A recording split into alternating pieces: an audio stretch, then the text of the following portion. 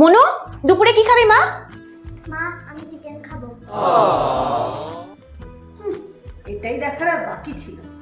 এখন মেয়ে যা বলবে সেটাই রান্না হবে।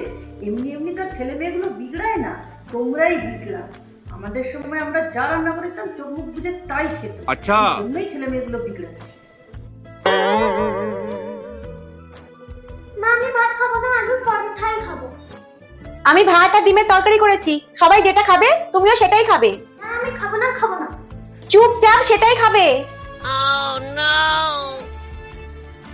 ও কি যেন একটা আবদার করছিল, সেটা তুমি একটু বানিয়ে দিতে পারলে না?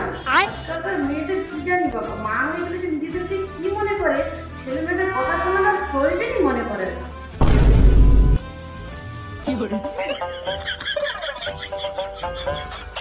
কোনো কিছুতেই শান্তি নেই। আশ্চর্য।